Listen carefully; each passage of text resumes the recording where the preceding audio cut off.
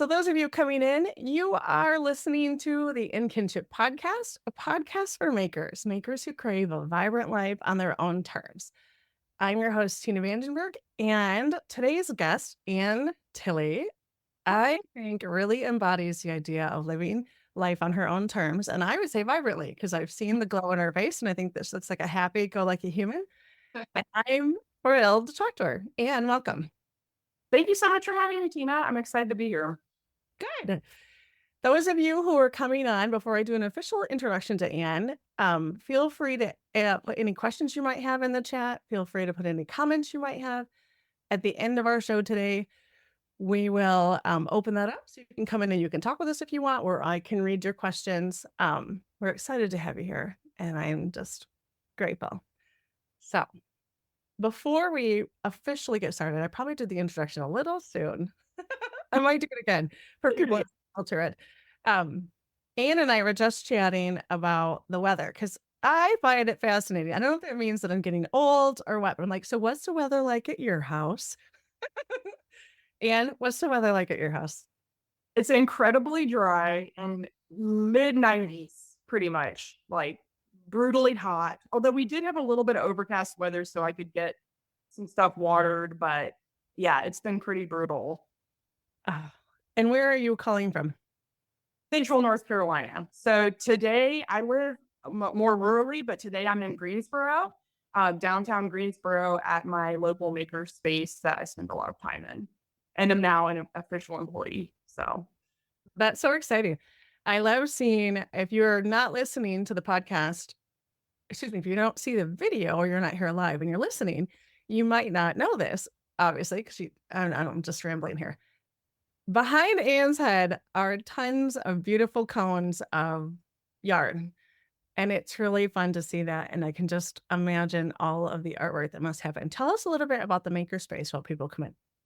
yeah, so the makerspace is a nonprofit space, and they call it like a gym for makers. So you get a monthly membership, and you get 24/7 access to the building. And then there's different studios. So there's a wood shop, a metal shop, a ceramic studio, a textile studio, and really what the tools here and the resources here have really been a result of a lot of the volunteers that have come and said, I have this skill, I want to share it with other people. And so I've been a volunteer for a long time, and I helped set up the textile studio. And then now we're at a point where they're able to hire me, not for very much, like 1 day a week thing, but I basically can now get paid to maintain the space, which means that I can do even more, like I have more time to it. But this has really just become the place where, for one thing, I work from home. So if I ever wanted to meet clients or do anything, I can meet people here, rather than come to my house. But then the community I've met has really become my friend group and my social group. And my husband's also active in the space, and he calls it his church. So it's totally just a place for like-minded people. I've gotten a lot of inspiration and input on my small business through all of the skills that are here. So I love it. That is so awesome. I love that. Thank you And for it's, sharing. it's called the Forge Greensboro is what it is, what the makerspace is called. So I live in a pretty rural area of northern Michigan. So I'm like, oh, I wish we had something like that. Because Ann and I, before we started the call, we were just talking about that as people who work on their own business or just work from home, it can be kind of I'm saying that it can be kind of a lonely existence sometimes. And I thought, wow, to go into this makerspace and have all these like-minded, dynamic people to talk to would be really amazing. oh, certainly. And like when I started my sewing pattern business, it's a lot of Adobe Illustrator, and I wasn't familiar with it. And Right. there peers here that are like Adobe instructors that could sit down and walk me through things. And then they also had like Adobe suites on the computer. So I could come in here and work and get started until I got to a place where I was like, okay, I need to have this on my own computer. And so yeah, it's just been, and also there's air conditioning here. So we're not at my home studio today because I actually wanted to sit in air conditioning. So I love it. And I can't wait to talk about your studio. Before we do that, I want to just read this quick comment from Carol. I know I said I'd do it at the end, but it just feels fun to do it right now. So I'm going to. Carol Johnson says, I've been looking at the magic pants pattern and wonder if a mid heavier stretch weight denim would be a good choice. It seems like it might not drape. And I'm also wondering how the rib knit could be affected and if it needs to change the weight of the rib knit. Wow, she has a very specific question. Thank you, Carol. Wow. Well, I have seen people make this out of like a standard stretch denim, like a 2% stretch denim with a lot of success. And I think that it'd be fine with the rib knit, because really the rib knit panel is only to help you get the garment over your hips. And then once you buckle it in, it's basically useless at that point. It's just kind of a placeholder until you take the pant off again. So I don't think that that would put any strain on it. You know, it's really just that hip that you need that ribbing and to hold things together. Very nice. So everyone listening to this who is not familiar with you, if that, are out there, they're like, what are magic pants? What are we talking about? Let me let me do the introduction and then we'll get into that more in depth, what magic pants are, and also some more about the intentional living that I mentioned at the beginning. So you are listening to the In Kinship podcast. I'm here with Ann Tilley. Ann has a business called Ann Tilley Handmade. She's a textile artist working in color knitting. She's a clothing and pattern designer and instructor as far as sewing, clothing, and garment construction. After earning her BFA in fashion and fiber, she worked in a variety of small scale garment studios and now teaches and sells her own original patterns. And she lives in a self-built tiny house, which also happens to be off grid. And welcome. Can you tell that I don't like to sit still? So Yeah, I relate to you very much. I don't think of myself as somebody who does a lot. And then my neighbors are like, wow, you get so much done. I'm like, no, I don't. My list is this long. I don't even remotely get to it. But yeah, you're always excited about the next thing. Not that we don't appreciate what we've got, but I mean, I have big plans for what I want my compound to look like, so yeah, and I also have a very ambitious husband who's a woodworker. So we're always scheming on the next project. very fun. So before we move on to the compound that you're talking about, for those of our listeners who might not completely know, what does it mean to be off grid? So it basically means that I don't rely on any outside utilities. I mean, I guess you could say I still have internet, but I do have like a mobile hotspot internet. But I have my own private well, and then we have our own solar system. So if it was an on-grid solar, it would be solar that would be connected to, in our case, Duke Energy. But here it's like we are solely in charge of our electricity, and if it goes out, it's our responsibility. But it's pretty amazing in terms of, like last week I was listening to the news and they were saying heat wave means people are going to use more electricity because they're going to use more air conditioning and we might have blackouts. But something like that would not affect me at all because I'm not attached to that grid. So that was like kind of a wild when I like heard that and realized what that meant, how that did not affect me. It was like, whoa, like that's different. Yeah. How does that feel? Oh, I mean, it's phenomenal because my whole desire has been to find a way to reduce my own impact on the environment and find a way to live a life aligned environmentally. And so, Duke Energy is this giant monopoly where we are and, constantly price gouging people. So the idea that I can not put my money towards that company that is like polluting our lands and price gouging us and can do it myself is really empowering. And then the idea that if something was to happen to the grid, that I have a level of self-sufficiency there is really thrilling. It is. I wonder if this is the case for you too. So I consider myself a prepper, not in like the traditional prepper sense per se, but in the I love to have things in place so that I can be self-sustaining, right? I'm not Oh, necessarily like I don't have a bunker full of guns per se, but I right. do have I'm not I'm wow, I'm all over the place. Let's just go back to this. I but I do get a lot of joy out of knowing that like I can take care of myself if I need to. I have the skills I need to do the things I need to do. I don't have a garden yet on my new property, but like that's in the works. It's in the plans. But I did plant apple trees and pear and a peach tree and berries and all these other things that I know they're going to give me food in a longer term way. And I have been toying with the idea of like building a cellar on my property, like all these things. Like these have always thrilled me. Me too. 100% agree to everything you just said. Me Yeah. too. Right. And that's really, well, I came at sewing clothing from two different directions. One was that I had trouble finding clothing that I was satisfied with how they fit my body. And the other was that I didn't want to be part of a system. I wanted to have my own control over the things I was putting on my body and the way it was made. And so it was definitely a dual thing coming together for me. I wonder if the same is for you. I honestly think I came more to self-sufficiency after like understanding that sewing and making my own clothes could help me be in that way. I think it evolved later for me. I Yeah. really just became obsessed with the sewing machine as a kid and wanted to explore its possibilities. And then of course you want to dress in a certain way.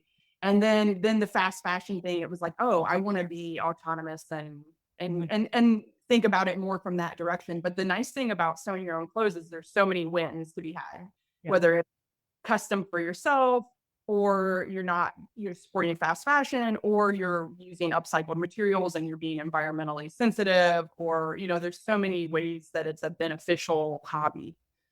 Yeah. Yeah. I agree. Cause I'm like, there are so many values I have that are tied into sewing clothing for myself. So your compound, as you mentioned earlier, I love that word. I'm probably going to use it 700 times tonight. It consists of a tiny house that was self-built by you and your husband. Is that correct? Mhm. Tell us Yep. about that Go ahead. tiny house. And then let me continue that. So it consists of a tiny house that was self-built by you and your husband. And it also has a Quonset hut studio that is yours. And I Mhm. believe your husband has a studio there as well. Yes, so he is about to be finished with it. So he just put up it's actually gonna have its own solar system. So he put up the solar panels yesterday for that building. So he hasn't quite moved in, but we're getting very, very close. And then there's also a small like garden shed that we built to house the solar system for our main house. So before we even moved, we built the shed and we set up the solar panels, and then the shed holds, our inverter and our breaker box and everything. And then we set up the Quonset hut as like a general storage, and then my studio's in the back because working from home, and I needed a place for my business to land when we moved. Yeah. And so it's not the most perfect studio, but it's the best studio I've ever had. You keep kind of inching Yeah. your way up. Just, heat and air conditioning is like my next goal for my next studio. So the long term, the eventually we're going to build a whole detached studio for me. And I'm hoping to kind of YouTube video record that process for anyone who'd Yeah. be interested in seeing how I'm going to design and build that. But that's, we don't have to necessarily rush that project because I'm in a good space now. Yeah. So that was nice to not feel like I was having to wait to get there. It was like, okay, get yourself set up here and then, we'll see. I mean, he's like, I thought he'd be exhausted after building this building, but on the way to work today, he was like, okay, so what do you, well, you're for your studio, like, what do you envision? I'm like, man, you are ready. Like, I love it. And I do want to say, I'm going to put a picture I have of you. It's your headshot that you sent to me, and it has your studio behind you in it. And because I think your studio is stunning. I think that maybe it's not perfect in like in all the ways that you could envision it being different, but it's really an attractive space. And so I'll put that in the show notes for those of you who want to check that out. Um,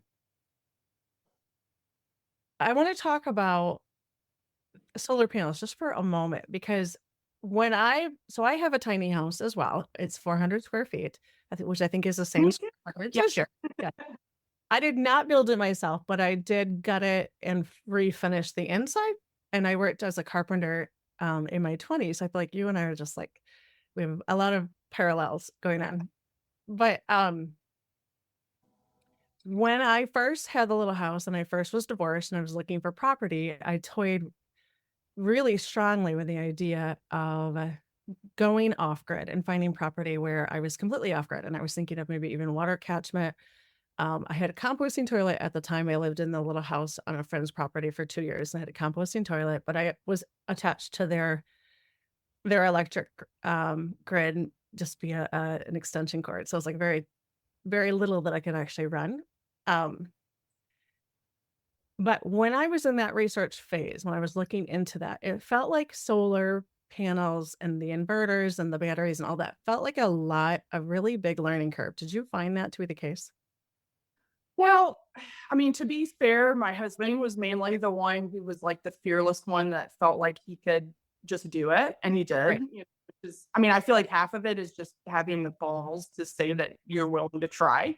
Right. Right. And I mean, really, it keeps getting easier every year. This stuff, and it really is sort of a plug and play situation where it's like you put your panels up, you plug it to an inverter, then the inverter goes to the breaker box, and so it's like sometimes with the sewing machine where it feels like this very complicated thing, but then you're like, oh, there's just some lint on this thing that's keeping it from working, and I just need to put some oil on it.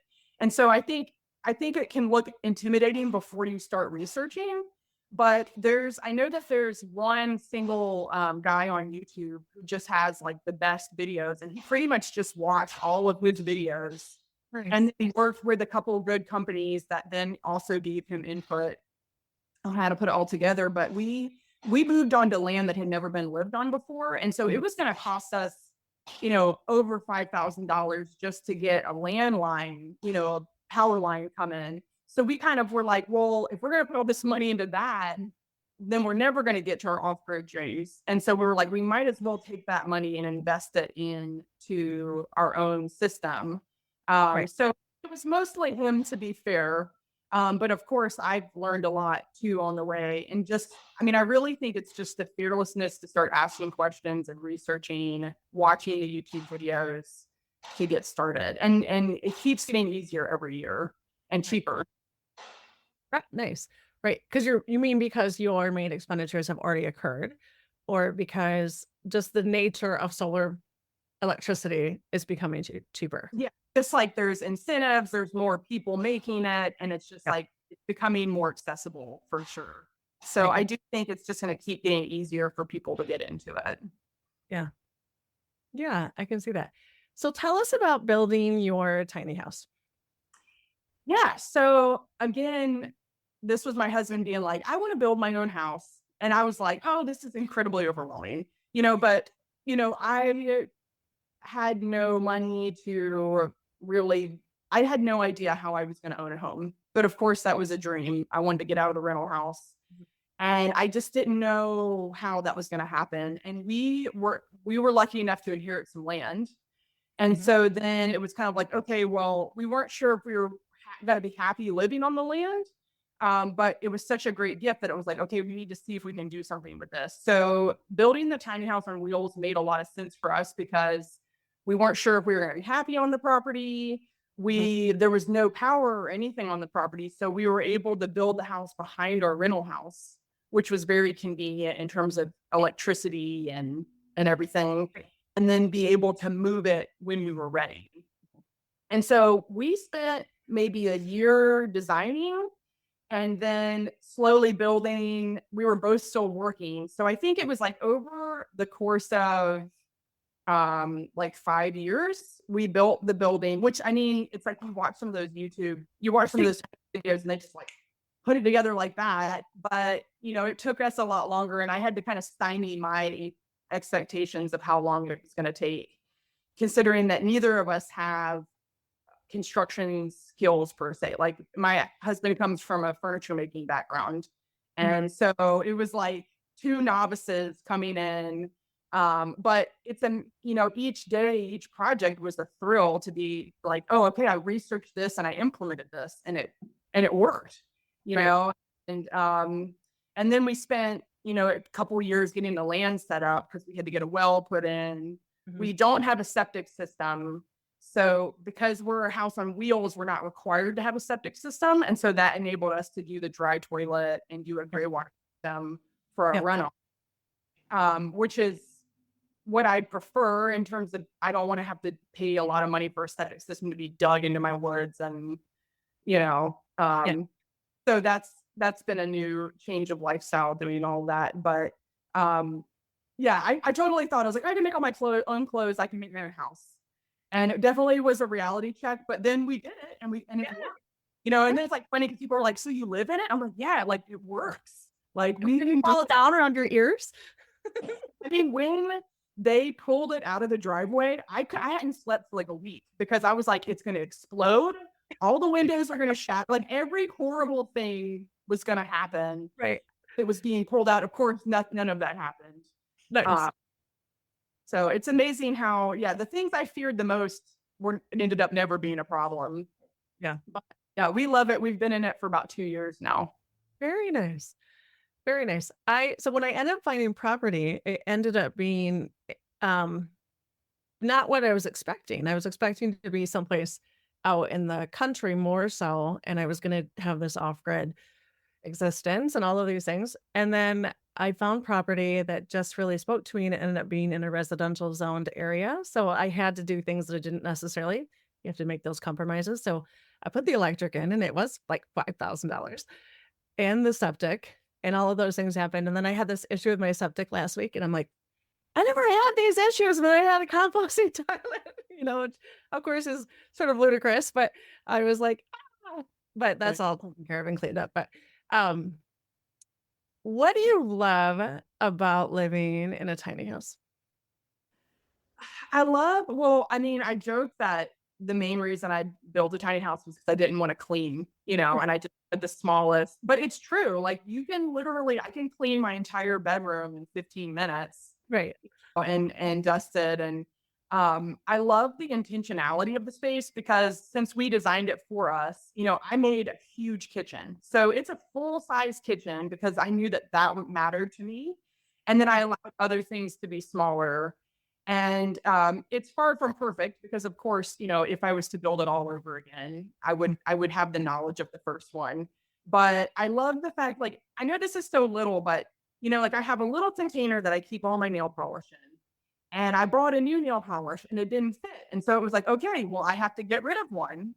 And it's like in the past, I would just hold on to things forever. Yeah. And it's like, okay. And then especially because we've been in the house for 2 years now, it was like, oh, well, I've never used this nail polish in 2 years. So like I have a date of knowing. So it's like, get rid of it. And so I love the limitations that it puts on keeping me from expanding Yes. in that way. Although, I could use some more closet space, but I kind of see that that might be most people. For sure.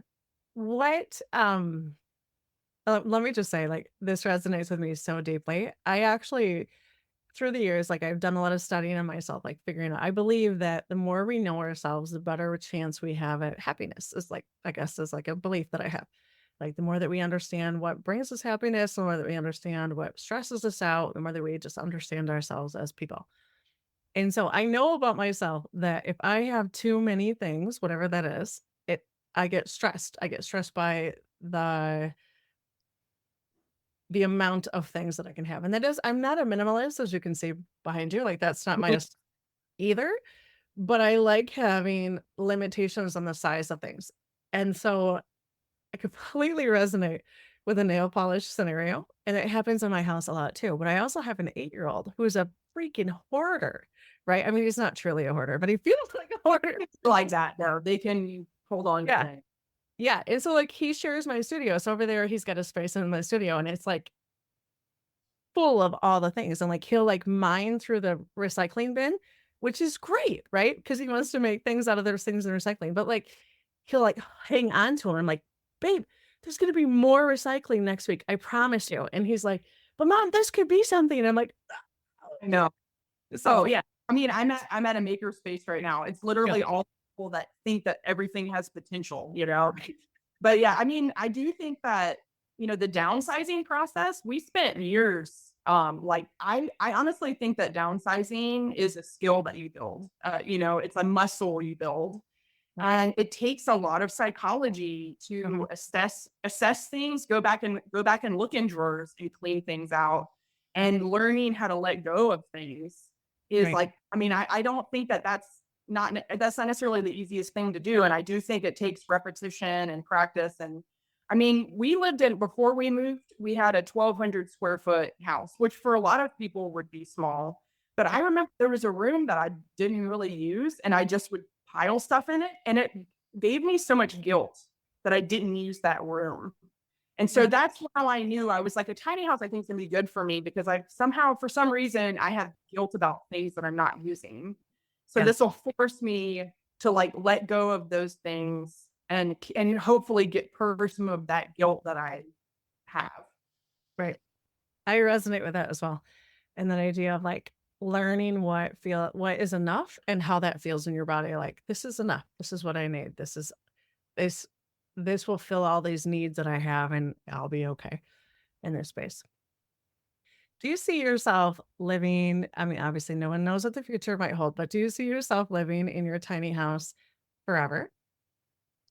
You know, we built the house on wheels because we were kind of thinking, oh, well, maybe we'll live in this for a period of time and then we'll move it and we'll build a permanent house or, something. But now that we're in it, I mean, I'm totally happy. It's kind of a thrill to be like, this is a forever home for me. Like, I'm going to be here forever. I'm going to invest in this rock, irrigation or this like Yeah. roundabout garden with like ridiculous love and care because I want to stay here. Yeah. And we have found that we absolutely love the location that we're in now. And we're rural, but we're very close to a lot of major cities. Like, after talking to you last time, I was like, I'm within an hour of three, local fabric stores. And I was Right. like, I didn't know how much I should appreciate that. You should.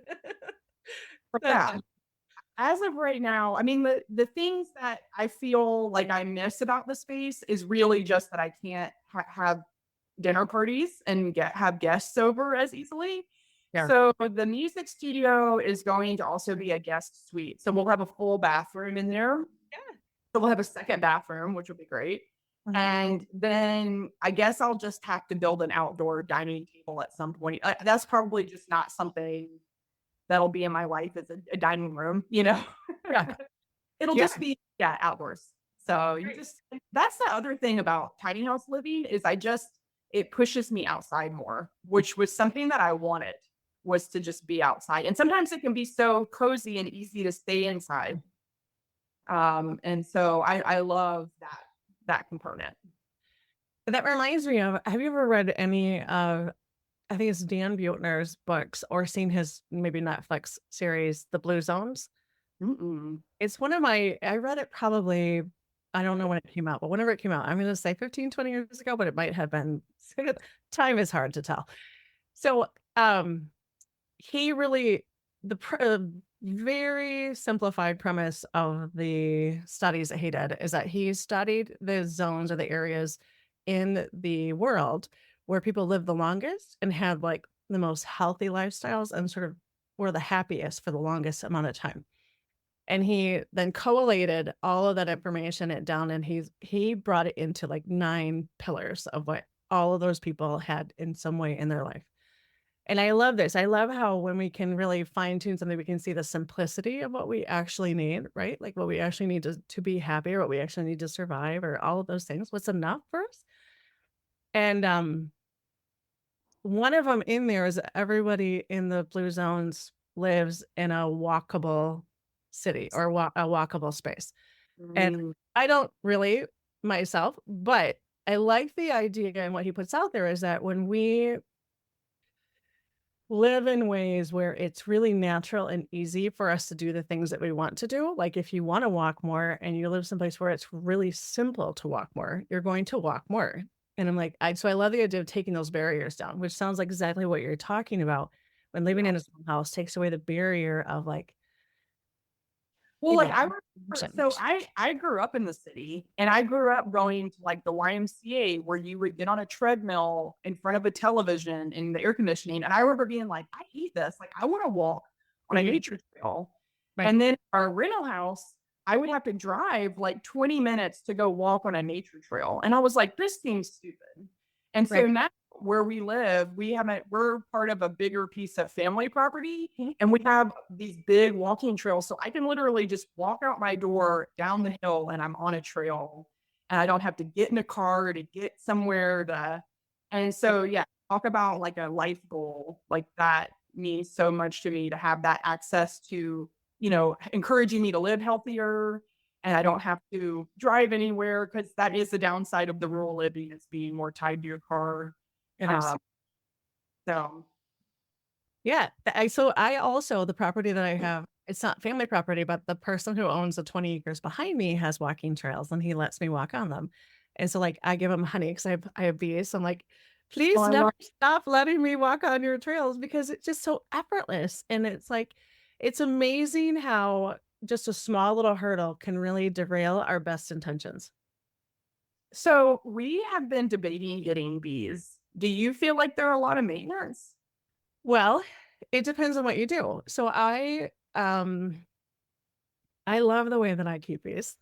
They don't always survive. I'm gonna tell you that, like, just to be like the actual fact here, but I also live in a very cold climate, and so we don't have great retention, unfortunately, because we often are ordering our bees are coming from Georgia. We could have a whole podcast about this. But they're coming from Georgia, right? They get up here in May, and they just came from Georgia, and it's like 40 degrees here, and they're like, what is this?" And then they're trying to exist here. And so I think that this is my own personal thought on this. I think it's challenging to bring a species that has been generationally grown in a much different climate up into northern Michigan. So I think that's part of why they don't last.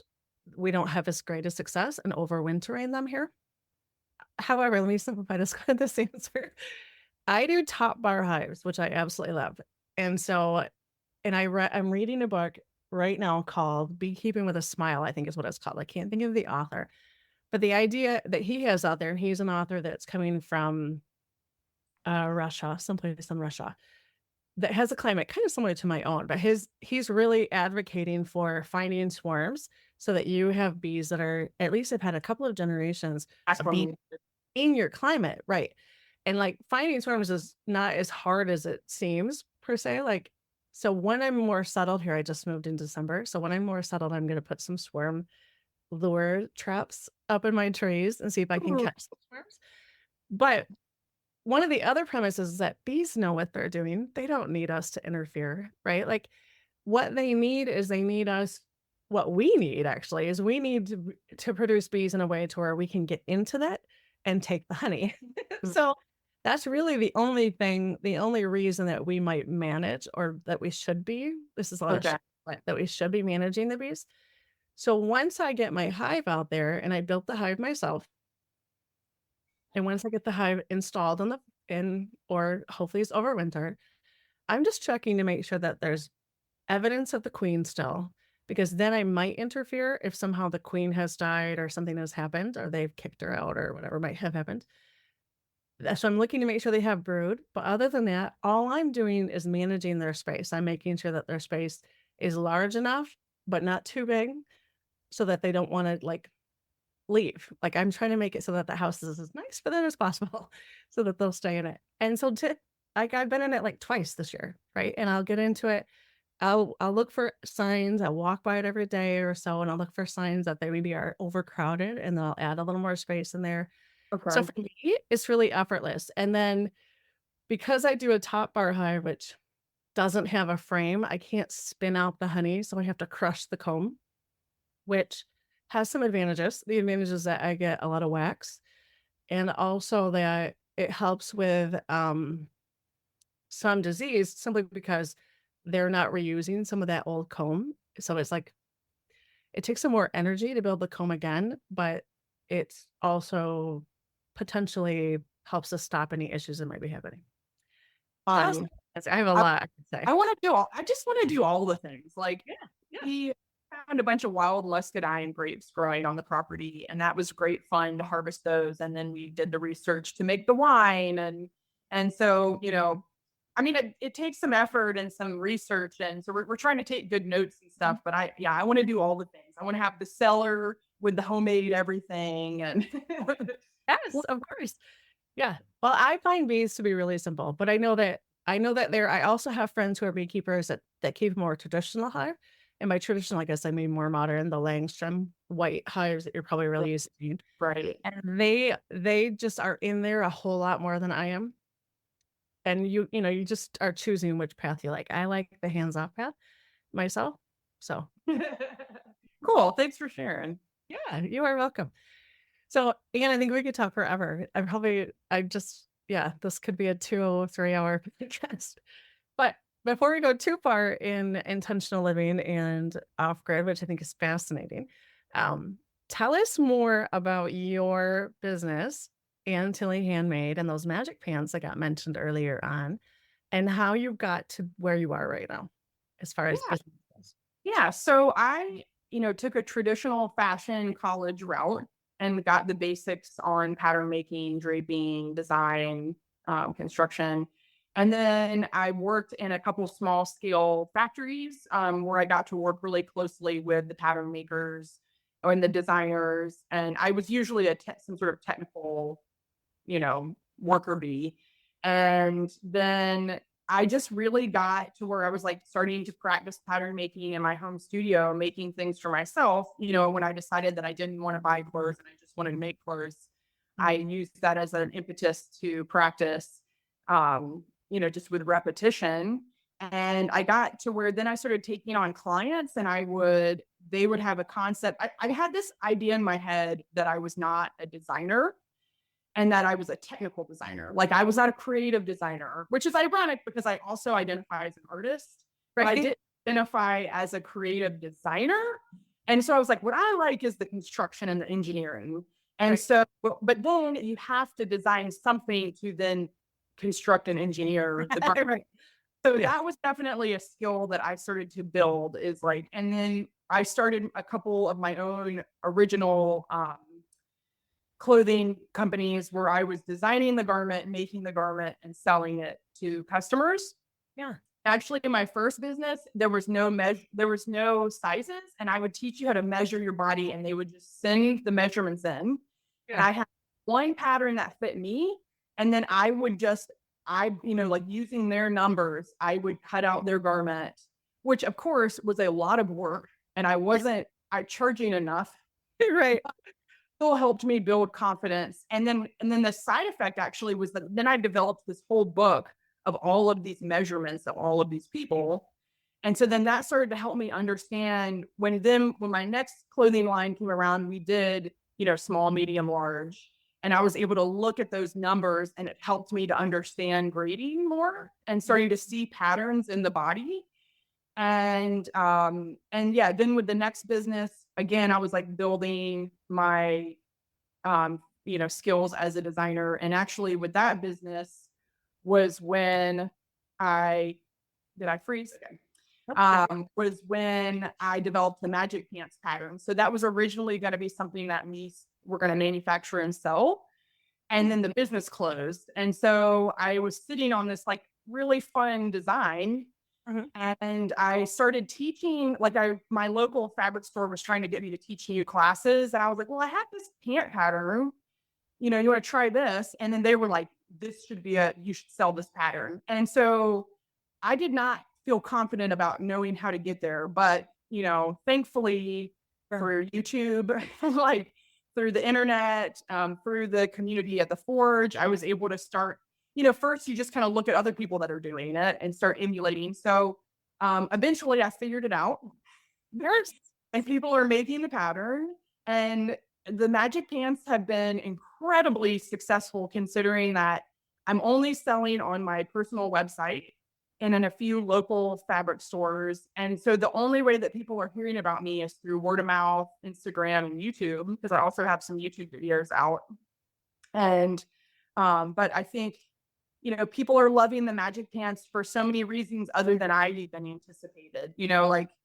I really designed it for me and what Right. I want to wear, but then the adjustability thing, people are all like the pant it flexes with your body. And also I just didn't really think about the fact that a lot of pants designs are just your typical zipper fly or there's some sort of zipper. And Yeah. so this is kind of a whole different construction. Yeah.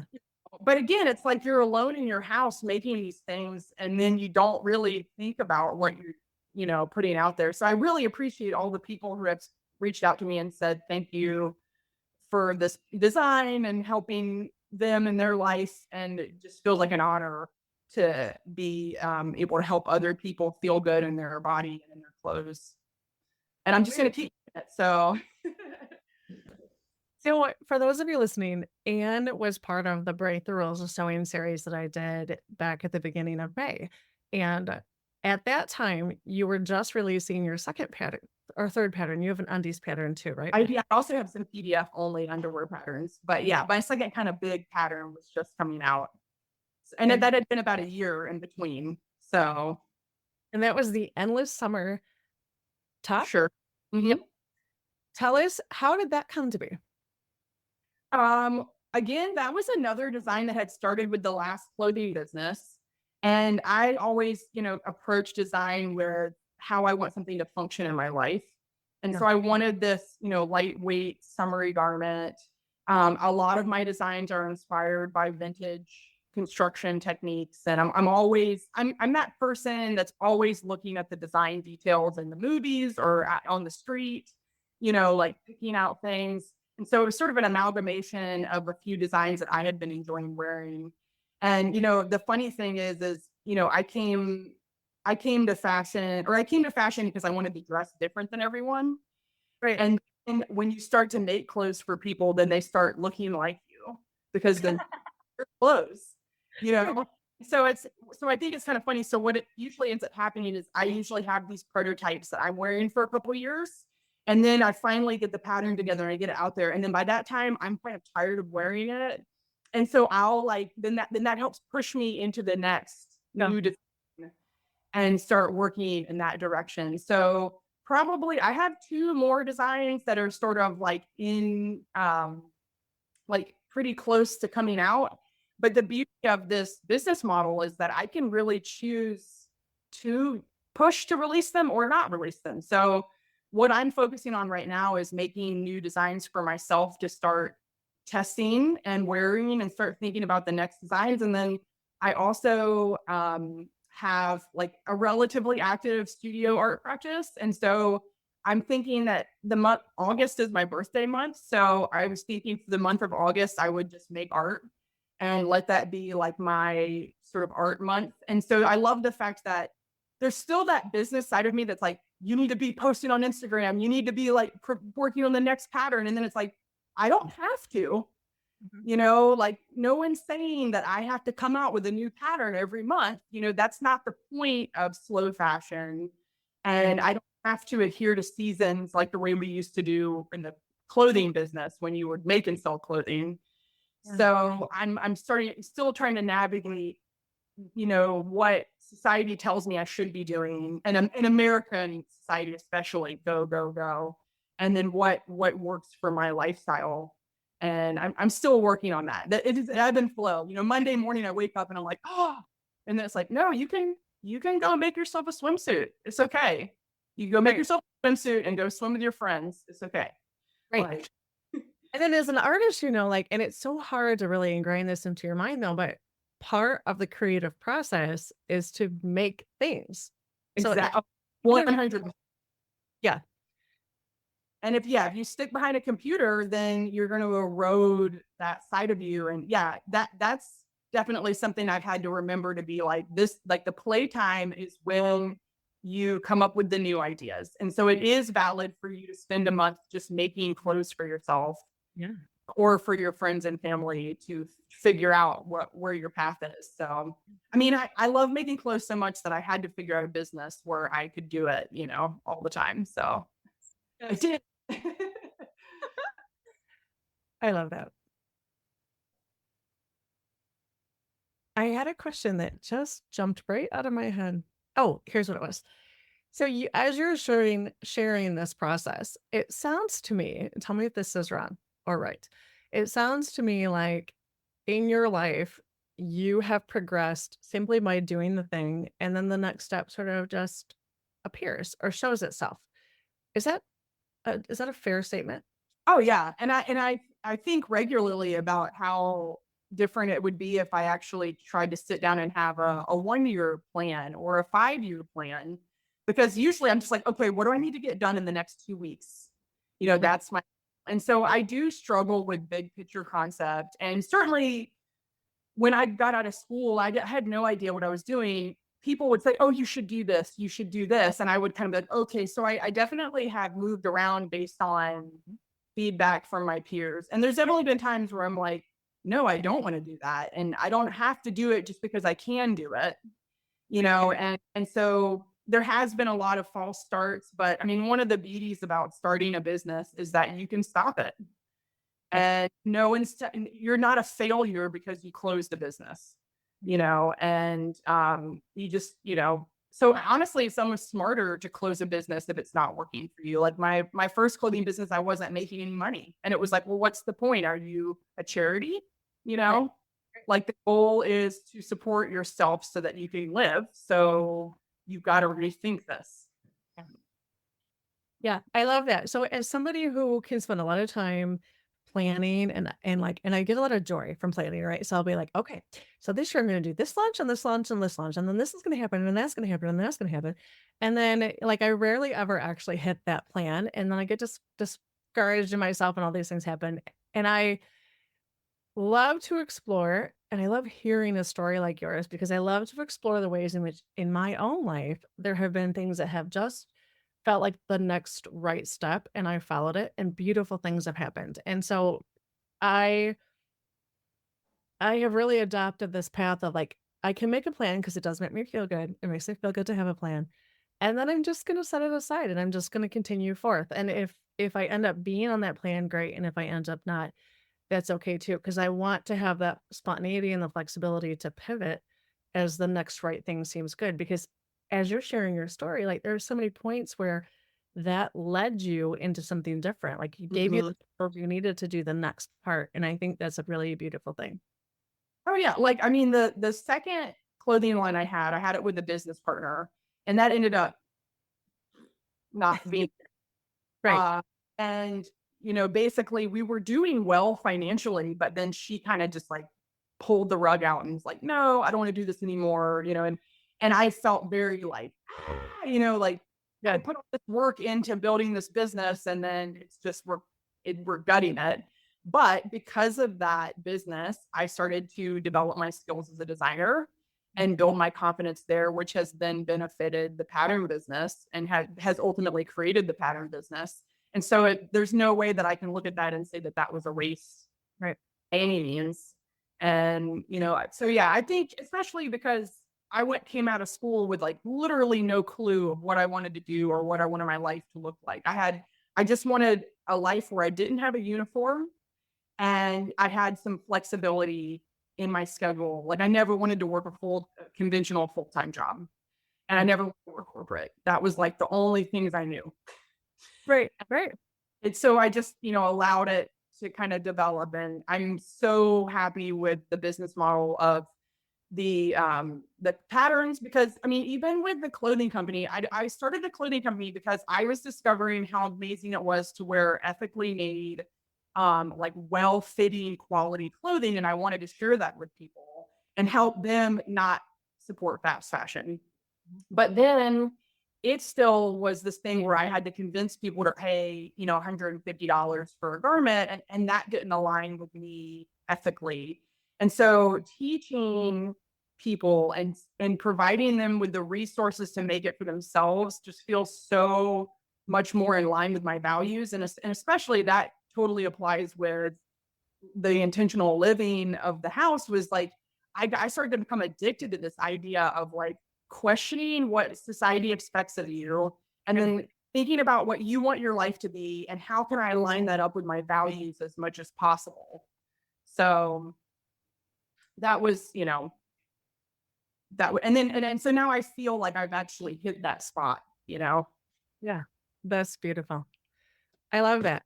And I love that. I have one more question for you. Yeah, Or I'm listening. I just have to get myself my charger. no worries. Dying. Well, as you go get your charger, think about my final question is the one that I ask all of my guests. What do you wish people knew deep in their hearts that you think maybe they don't? Oh my gosh. I know you sent me this question and I was kind of like, hmm, how do I answer this question? Be aligned deep in their hearts.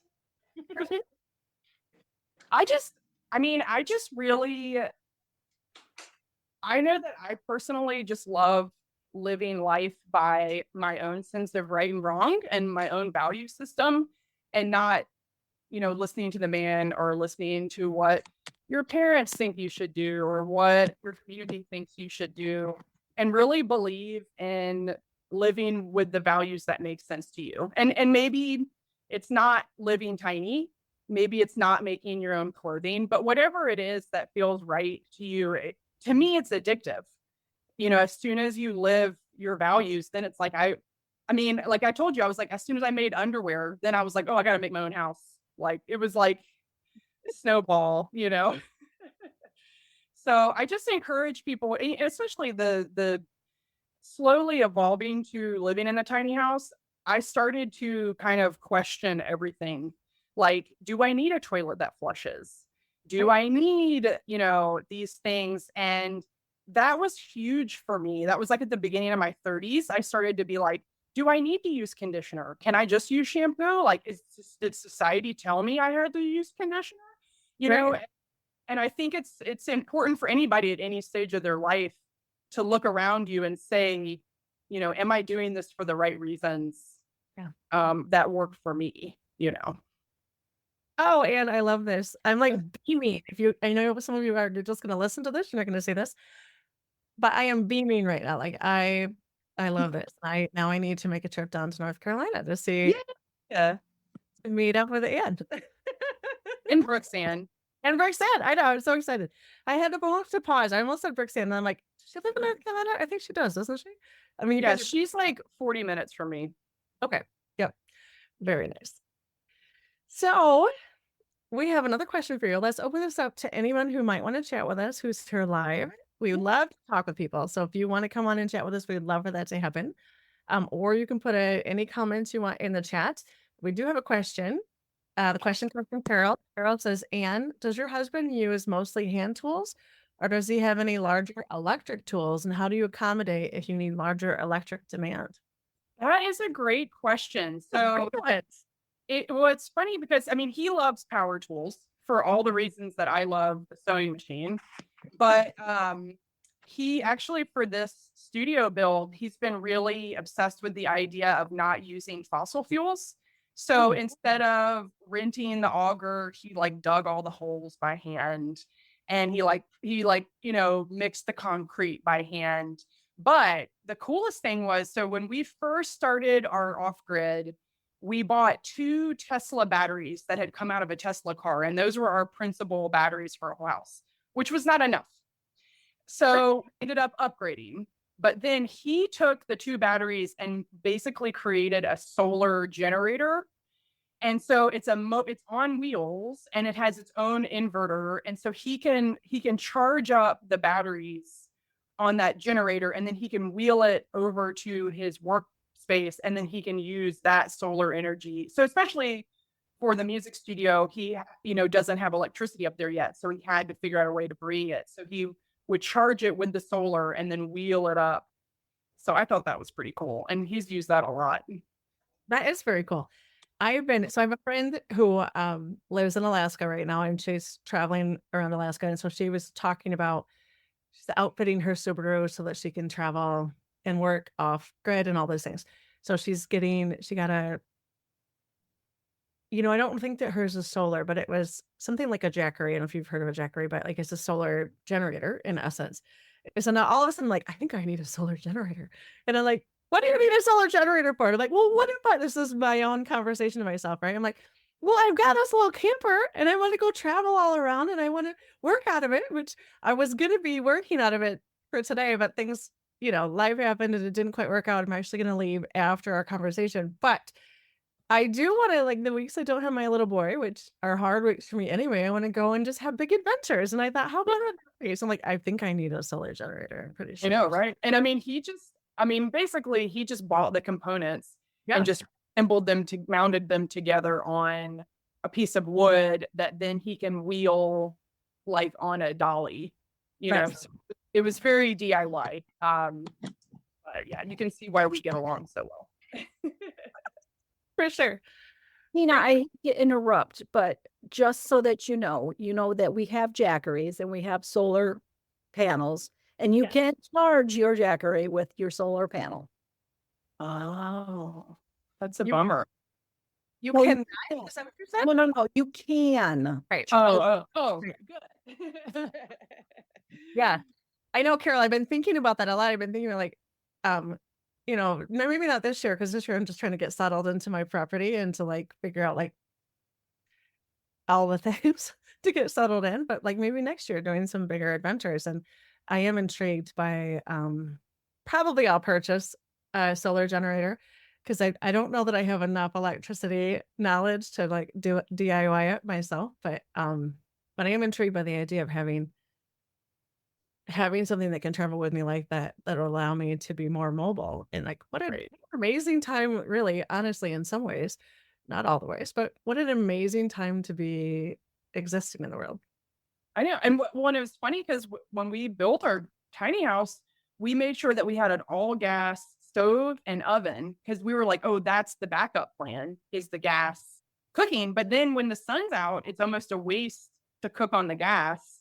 So we did end up buying a little like electric burner that we can use so that we don't have to use the gas. Right. Which ideally it would have been nice if that didn't have to like sit on the countertop and we could have built that into this. But at the time we thought, oh, gas is the off-grid technique. But Right. if you up electricity, then that's really kind of the better, or solar electricity, that's kind of the better option. Yeah. I love it. Any other questions out there anybody would like to ask as we're talking? Carol also says, I think we need to show all of the guests what the magic pants look like. I don't know if we have that option today, but I will definitely put it in the show notes. Do you have one with you, Ann? I don't think I have any pictures of it with me. So I'm in the Forge Makerspace studio. So this is their beautiful space. We've got this amazing embroidery machine that I've been playing with. Nice. So I could grab my pattern. I just have to run downstairs to get it. All right, hurry it up, lady. Okay, you guys talk about something else. Why do that? Okay. We will. We'll talk amongst ourselves. I love it. And I think it's intriguing too when you're talking about building the tiny house. You love that it was on wheels so that you could just try out this land in essence and see, like, did you want to go someplace else? When I bought my little house, it's also on wheels. I was like, I felt like a turtle in a way, like in that I'm like, I have my home that I can just take with me wherever I go, right? I can just bring it with me. And now that I've put it on this land, and this land is going to be maybe forever, I don't know, but at least a good long time.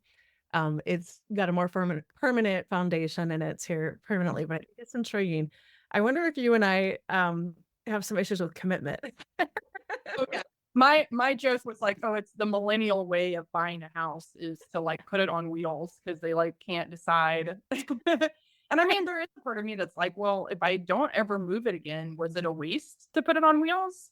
But you can't really split hairs in that way. I mean, for us, it was just, we wanted to figure out how to build our own house, and the tiny house movement was happening, and it was like, oh, okay, this is a way to do this. It's one way to do this. And of course, the subsequent buildings since then have gone up so much easier because we've had the practice. Yeah. But you got to start somewhere. You do. And I think that I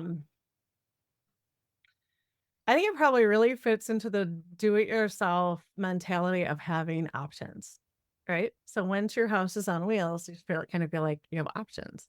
If you need to, and you haven't like put all that effort and time into something that you have to just leave behind and start again. Although there's also beauty to that, right? Like I would imagine, like what would you do differently if you were going to build the tiny house again? Well, I mean, our biggest problem is that in the winter, we have really bad condensation issues that result in mold. I don't know if you had any experience with that, but especially like in the northeast corner that's not getting hit by the sunlight, is where we built our stairs, and there's no like airflow back there. And we built this really tight home. And in the winter, you have everything shut, and then you're breathing, you're cooking with gas, and it's Yep. producing moisture that's creating problems. So that was pretty stressful, especially because I have a lot of allergies. And part of why I wanted to build a new house was to help me remove allergies. Right. So, I mean, the thing is that we now just have to go back in and figure out how to create venting in Yep. the areas that need airflow. And so it's just troubleshooting. But Yep. we thought that the wood stove would be enough to offset the moisture. But I mean, we live in a pretty humid place. So it's just kind of something we have to deal with. But I mean, I feel like there's just as many advantages as there's been challenges. Certainly the first 6 months we moved in, it was like all new things. We have the dry toilet, we have Right. the solar power, we had, we had brand new appliances that we didn't know how to use or like, and so that was a challenge, but it also was thrilling because it was Yeah. like we're doing it, we're trying it, something out, we're seeing if it works. And Yeah. Yeah, and I don't know, like, this is where, like, the prepper part of the thing comes in, is that, like, so behind me, there's a creek. It's not on my property, but it's on the property behind me, and, when I put the well in, I'm always thinking of, like, water security, right? Like, even though I live in Michigan, which is, like, one of the most secure water states in probably the whole country, but, um, I thought, like, if everything fell apart, what would I do? What would happen? I'm like, "Okay, well, I could go down to the creek and we could haul water up, and I've got like a Berkey water filter system because when I really, lived at my friend's farm, I'd wanted one for ages. And then it was like, oh, I'm just drinking out of her house, right? So I'm like, I need this to like purify my water. So then all of a sudden I got to buy this Berkey that I really enjoyed. And so I love imagining the ways in which it's just a safety. It's a safety thing, right? The ways in which I'm there with you. And it's like, it's funny too how, like, there's so many different types of people, right? But I like how when you start to get into like prepping, you start to see people from the opposite end of like the political spectrum. yes, yes. And like we have similar interests. Like Yeah. we're these things I'm and not so different. I know, like we have common ground in certain places, and like yeah, I remember so we built this Quonset hut for my studio, and it's a really cool concept because it was designed for military use where it comes flat packed onto a crate, and then you build these ribs, and then each rib ties into a rib, and you can get a pretty big structure pretty quickly with minimal effort. But I was referencing this blog a lot of this guy who was very like anti-government, and he was Right. like putting it off grid. But I was really relying on his blog because he was saying things that I was looking for help with. And then his blog just ended because he got arrested for like insurrection and went to jail. Oh no. And I was like, okay, well, Yeah, it is. It's a fun place to overlap, and it does make you realize, like, yes, we all have like these really polarizing ideas, but in essence, we're all looking for safety and security, and like, and when you get somebody who gets excited about that, like you and I do, and like other people from the other side of the political spectrum, it's kind of fun. yeah. And yeah, we like at our old house, it's like if the electricity went out, we had no water because Right. it was well. And so I felt so helpless. Yeah. And so moving into the house, we wanted to have like, two ways to do everything. So we have like the wood heat, and then we have like the mini split electric heat. Yep. And then two, now with Adam's music studio, it's going to be on its own separate solar system. So like if anything happened to our system, we have another system that we could rely on for Right. power or vice versa. And then also we've set up hit the studio power is going to be set up for my studio as well. So we're like planning for the future for Yeah, that. I love that. So Carol's back with her magic pants. Carol. Come on in. And then while she's coming in, before you talk here, Carol, I'm trying to spotlight you. I don't seem to be able to though. Well, come on in when you're ready, Carol. I can unmute myself, but I don't see where I can And you put share your video on? video. Your start video. So do I just start video? Yeah. Yeah, do that and see what you've got. Perfect. There she Oh. is. Well, let's see if I can get it to share. You know what? Let me get you on the spotlight. There we go. Make it a little bit bigger for us. Oh, You know what? Hang on. I have. this is very cryptic. This is a very magical way to I see know. it. Give me spotlight. Cause see, I can't. I have my background blurred, and so it's like blurring Can you Oh, put it? me. There it is. Can you see it at all? a little bit. It's a little small for us, but there are Can you the put your head? That's funny. I'll go lean my head forward. those of you listening, we're having some struggle seeing the magic pants. Carol is valiantly trying to show them to us, but we're not showing. Now I don't know how to like take. I don't even know how to blur my background. Ah, yeah. Hang on. I was so lucky not to have to do much There we zoom. go. And there you are. Unblurred my background. So tell us, and tell us what we're looking at here. What is that? So you said there's no zippers, correct? Yeah, so this is the technical drawing. So you've got the flap closed on the left side and then the flap open. So there's in the middle picture that square in the middle is a ribbed knit stretch panel. So the idea is that that'll stretch as you bring it over your hips. And then the D-rings attached to the front flap will get secured with a strap that comes from the back. And so that strap has elastic hidden in between it.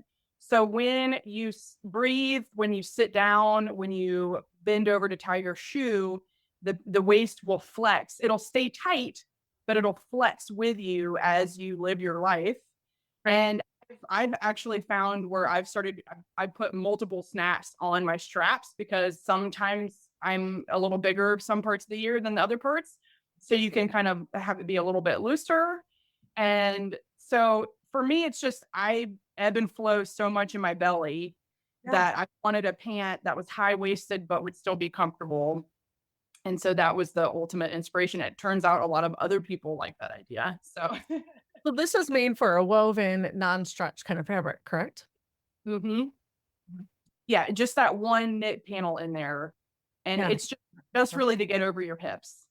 So the pant has been a bigger challenge for those folks who have a very large difference between their waist and hip because there's only so much that the pant can retract again to give you a slim look. Yeah. So, it's hard to cater to everyone perfectly, but Yes. I'm trying. I'm pleased with how successful it has been. I also, because the strap pulls from the back to the front, you get a very smooth back side, which I've had a lot of women with full derrieres really enjoyed the smooth back. So And I love how you at the back of it you show the yeah. making that adjustment. Oh, So those are so cute. Those look like vintage little illustrations. For those of you, we'll put this into the show notes so that you can see this. For those of you who are listening to the podcast, but these are adorable. I was actually the inspiration. So when I first started doing the drawings, I started trying to do them in Illustrator like everyone else does. And I was like, too hard. I was like, I just want to draw it. I have a drawing background. So I was like, I just want to draw it. And I had this beautiful 1940s like sewing guide book that had these really whimsical drawings. So I definitely referenced the way that they added that little bit of flair to the imagery. And I'm so much happier with the hand drawn. I just feel like it fits me. I mean, I call myself handmade. So it's like, okay, it's hand, And my favorite class in college was fashion illustration. And I was like, if I could have figured out how to have a job where I got to sketch women, sketch clothes all day, I would. So that was my little chance to have a couple little girls in the back. That's awesome. Thanks for sharing, Carol.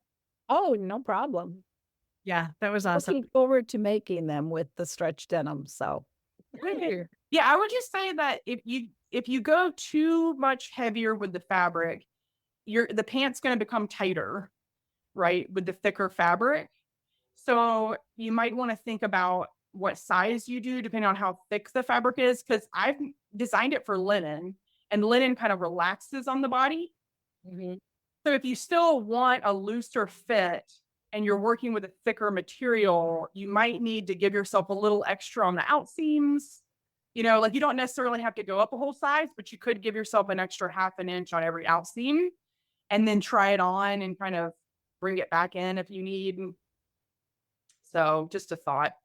I could talk about this for forever. So Very nice.